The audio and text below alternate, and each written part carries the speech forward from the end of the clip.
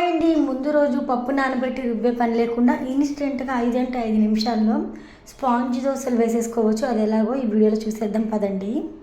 అది కూడా చుక్క నూనె, నెయ్యి ఇలాంటివి ఏమీ వాడకుండా సింపుల్గా వేసి చూపించేస్తాను. చాలా తేలిగ్గా వేసేసుకోవచ్చు.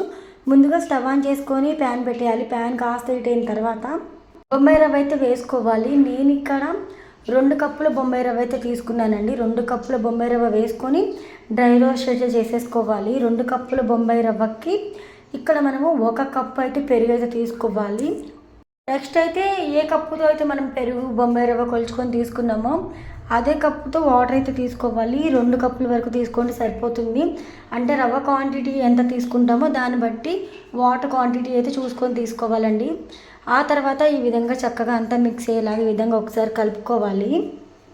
ఇలా కలిపే క్రమంలోనే రవ్వ అనేది చక్కగా నానిపోతుంది. ఎక్కువ టైం అయితే పట్టదండి. ఆ తర్వాత ఈ బ్యాటర్ అంతా కూడా ఒక మిక్సీ జార్లో అయితే వేసేసుకొని ఫైన్ పేస్ట్లా అయితే గ్రైండ్ చేసుకోవాలి. మెత్తగా అయితే గ్రైండ్ చేసుకోవాలి. గ్రైండ్ చేయడానికి కూడా ఎంతో టైం పట్టదు. చాలా త్వరగానే గ్రైండ్ చేసుకోవచ్చు. చాలా తక్కువ టైంలోనే చాలా యమ్మీగా అప్పటికప్పుడు ఇన్స్టెంట్గా ఈ బ్రేక్ఫాస్ట్ అయితే ప్రిపేర్ చేసేసుకోండి. చాలా టేస్టీగా కుదురుతాయి. వీడియో మాత్రం ఎక్కడ స్కిప్ చేయకుండా చూస్తేనే మీకు క్లియర్గా అర్థమవుతుంది. మీరు కూడా ఈ దోశలు అయితే నేను చెప్పిన విధంగా ట్రై చేసి మీకు ఎలా కుదిరిందో కామెంట్ సెక్షన్లో కామెంట్ చేయండి. అలానే ఛానల్కి సపోర్ట్ కూడా చేసేయండి. ఇలాంటి మరెన్నో టేస్టీ అండ్ హెల్తీ రెసిపీస్ ఇంకా ముందు ఛానల్లో చాలా వస్తాయి.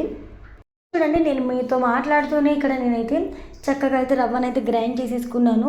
చక్కగా దోశ పిండిలాగా అయితే ప్రిపేర్ అయిపోయింది. ఇక్కడ చూస్తున్నారు కదా, ఈ కన్సిస్టెన్సీ వచ్చేంత వరకు సాఫ్ట్గా ప్రిపేర్ చేసుకుంటే సరిపోతుందండి. నెక్స్ట్ అయితే ఇది ఒక బౌల్లోకి అయితే షిఫ్ట్ చేసేసుకుందాం. దోశ బ్యాటర్ని బౌల్లోకి అయితే షిఫ్ట్ చేసేసుకొని అందులో మనము ఒక 1/2 టేబుల్ స్పూన్ వరకు వంట సోడా అయితే వేసుకోవాలి.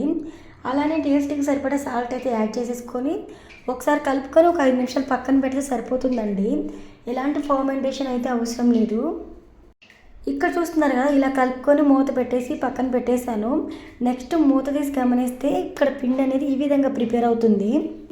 ఇక్కడ దోశ బ్యాటర్ అయితే పర్ఫెక్ట్గా ప్రిపేర్ చేసుకున్నాం కదా, పక్కన పెట్టేద్దాం. నెక్స్ట్ అయితే స్టవ్ ఆన్ చేసి ప్యాన్ పెట్టుకొని ప్యాన్ అయితే హై ఫ్లేమ్లో పెట్టేసి బాగా హీట్ అవ్వనివ్వాలండి. పెనం చక్కగా హీట్ అయితేనే ఇక్కడ మనకి దోశలు అనేది చాలా సాఫ్ట్గా కుదురుతాయి. సో ఇక్కడ పెనం అయితే హీట్ అవుతుంది. హీట్ అయిన తర్వాత ఆనియన్తో చక్కగా అంతా స్ప్రెడ్ చేసేయాలి.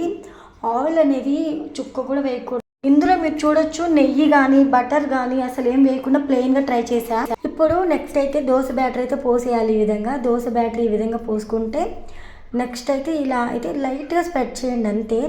మరి ప్రెస్ చేస్తూ మామూలుగా ప్లెయిన్గా నార్మల్ దోశలు వేసుకుంటాం కదా, అలా అయితే వేయకండి. ఇక్కడ దోశ వేసిన తర్వాత హై ఫ్లేమ్లోనే ఉంచేసేయండి మంటని. ఇక్కడ మీరు దోశని ఒక్కసారి గమనించినట్లయితే బబుల్స్లా అయితే వస్తున్నాయి కదా, ఇలా అన్ని వైపులా చక్కగా బబుల్స్లా వచ్చేస్తాయి. ఆ తర్వాత మూత పెట్టేసి 1 నిమిషం పాటు చక్కగా కుక్ అవనివ్వాలి. ఆ తర్వాత మూత తీసి గమనిస్తే ఈ విధంగా అయితే దోశలు ప్రిపేర్ అయిపోతాయండి.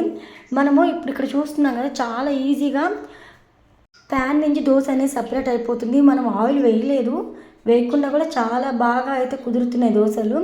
అలానే రెండో వైపు కాల్చాల్సిన అవసరం లేదండి. ఒకవైపు కాల్చుకుంటే సరిపోతుంది. ఎందుకంటే మనం ఇక్కడ మూత పెట్టాం కాబట్టి పైన వైపు కూడా త్వరగా ఉడికిపోతుంది. మీరు కూడా మీ ఇంట్లో తప్పకుండా ట్రై చేసేయండి. ఇలాంటి సింపుల్ అండ్ టేస్టీ రెసిపీస్ కోసం మామ్స్ కిచెన్ రెసిపీస్ ఛానల్ని సబ్స్క్రైబ్ చేయండి. వీడియోకి లైక్ ఇవ్వండి.